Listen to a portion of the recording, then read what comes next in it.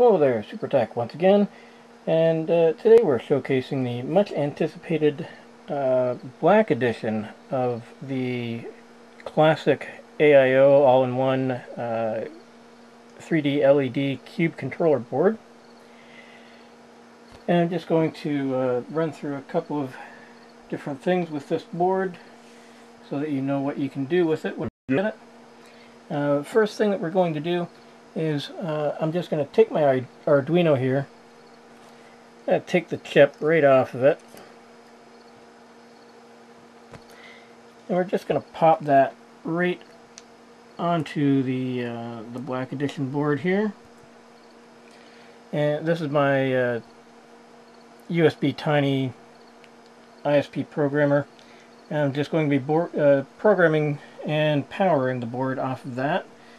So we'll plug that in, and this particular chip has already been pre-programmed. It's got my power on self-test in there, so it's going to run through the power on self-test quickly, and that's going to go right into the standard sort of routine that you can find online for the Arduino processor for the 8x8 cube.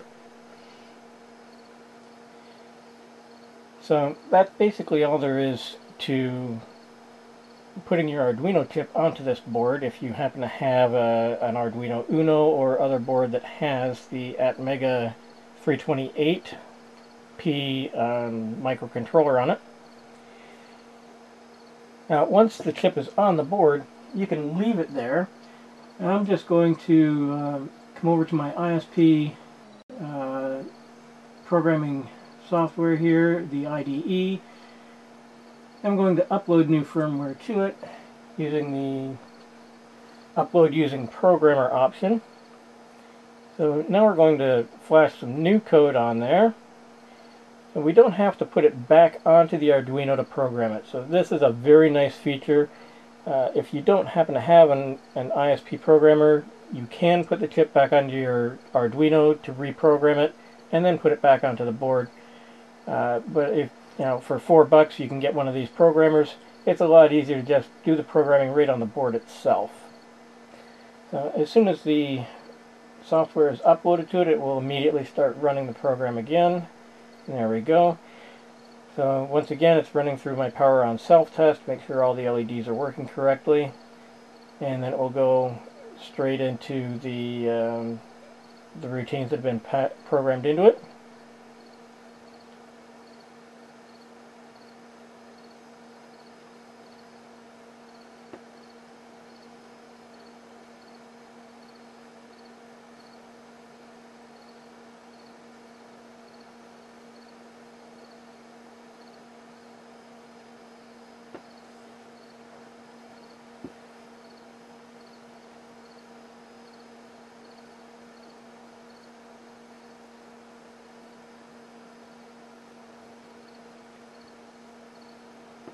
So as easy as that, we've got our board running off the Arduino processor. I'm just going to disconnect the board now.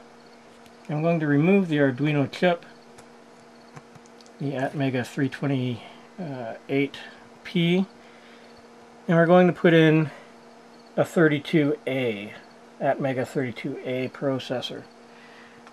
And that just simply goes into this socket over here. And without having to change anything else, you power it up. There we go, we're going through our power on self-test, and of course with the 32A we now have access to the diagnostic LEDs. When it's running power on self-test, you can see the one diagnostic LED flashing there.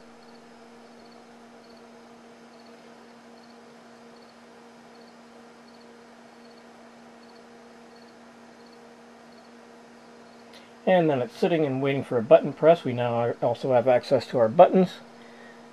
So, runs Game of Life, goes straight into the fish tank.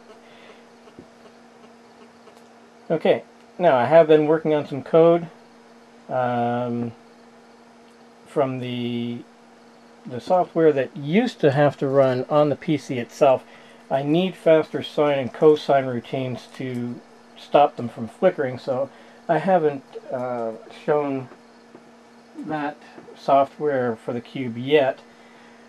However, just to show you that it can be programmed while it's on the board using the same ICSP header, I'm just going to come over here and I'm going to tell it to upgrade the firmware on the 32A.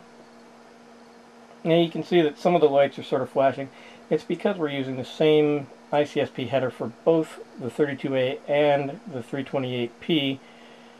Because the 328P uses some of the data output lines as its input programming lines as well.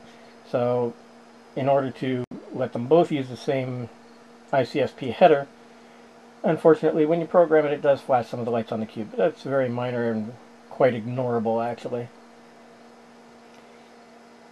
So now we've upgraded the firmware on the 32A.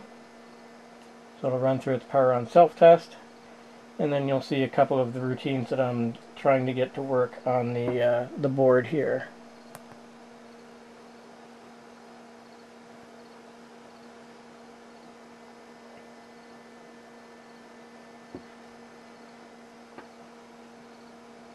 So obviously it didn't go straight into the fishbowl, so the firmware has been upgraded obviously.